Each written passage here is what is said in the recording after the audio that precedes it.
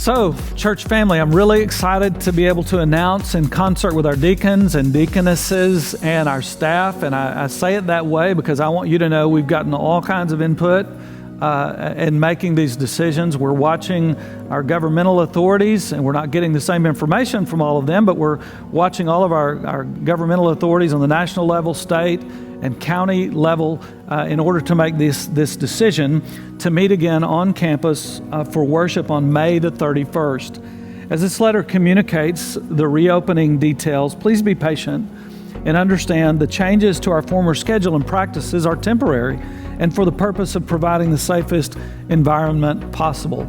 Now, I recognize that you don't need me to read this to you. You could read it on your own, which you're welcome to do, but I thought you might not want to have to sit still and only do this, and so this is an opportunity for you to listen.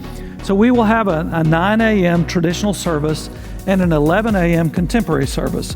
We'll be practicing physical distancing, and sanitizing practices will take place before each service. We're also asking those of you who normally attended the traditional service in the past to attend the 9 a.m. service, and we're asking those of you who normally attended the contemporary service at 10:50 a.m. to attend the 11 a.m. service. Following those instructions should allow us to have sufficient room in both services and also allow us to get in the building and out of the building without having to pass too closely to one another. Also, the Great Hall will be available should we need overflow space. We, of course, hope that you're going to be able to attend in person on campus, but we recognize that some of you may not feel comfortable doing that yet, and that's certainly fine. We understand and encourage you to do what is the most comfortable thing for you.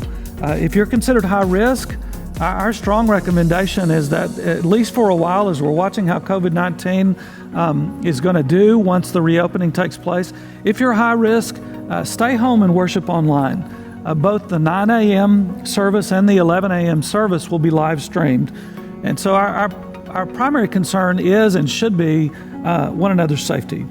Below, you're going to find more information about the reopening May 31st, 2020, and we'll reevaluate these practices continually. So my hope is that, after a month or so, or maybe 2 weeks, I don't know, but my hope is that we're not going to have to do these things long, but that's not up to us. That's really up to things beyond our control. For the health and comfort of others, we strongly encourage you to wear a mask or face covering. Masks will be provided for anyone who asks to receive one. All staff and door team volunteers will be wearing masks and will be practicing physical distancing.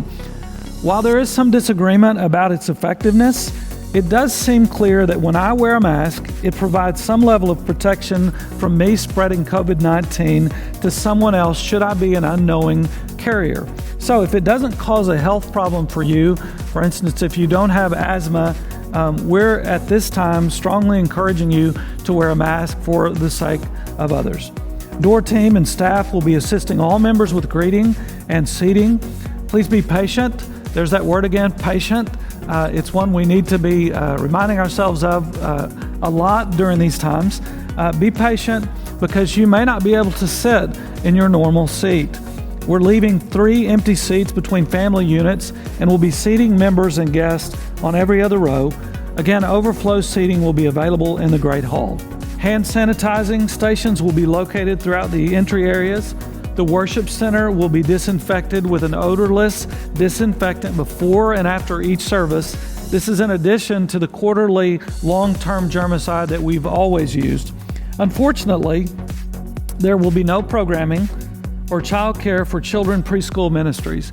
Families are encouraged to worship together if they're attending on campus. And if a child is unable to wear a mask, we're asking for the family with their children to attend the 11 a.m. service. Bible study groups will continue online, but will not be meeting inside the church facility at this time. We anticipate Bible study groups resuming in classrooms when it's no longer necessary for us to physical distance. Again, small groups will continue to connect through virtual meetings or in other ways which are safe. Outside meetings with physical distancing is an example of those kind of meetings, which we consider safe and which research seems to show is the case. Please observe physical distancing signage in the hallways, Worship guides, coffee and donuts will be temporarily unavailable, and I know that you don't really care that much about the worship guides. The coffee and the donuts, on the other hand, is a bigger deal. Try and take care of that before you come to the service. We hope this doesn't have to be this way long. Offerings will be placed in the wooden stands located in the worship center, so you can give your offering as you pass by those offering stands, and online giving options are encouraged, especially during this time.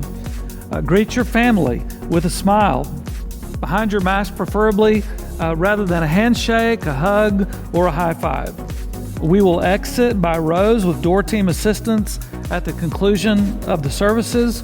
We encourage all attendees to maintain physical distance at the conclusion of the service. If you've had any of the following symptoms this week, please worship with us online. Fever over 100, cough or sore throat, shortness of breath, contact with anyone confirmed to have COVID-19 in the last 14 days. Again, all of these guidelines have been put in place to help our congregation and our guests have a safe and meaningful worship experience. After all of that, after reading it and writing it, and after all of it, you may think, good grief, why even bother to come? Well, because it's the Lord's house, and because the Lord tells us that we should come together to worship. So it's worth the effort. If it's not a risk for you, it's certainly worth the effort to come. If you can do it and feel safe, it's definitely worth the effort. So we'll see you Sunday morning, May the 31st. God willing, and the creek don't rise is something my members at my first church, elderly members, used to say a lot, and they were just acknowledging by saying God willing and the creek don't rise that there are a lot of things that are really out of our control, a lot of things that are up to God, and that's certainly the case right now. We know it, so let's pray for our nation, let's pray for one another's safety, and let's come together May 31st, God willing, the creek don't rise, and I'll add one more thing, and COVID-19 doesn't spike. I love you, our staff loves you, and we're praying for you. God bless.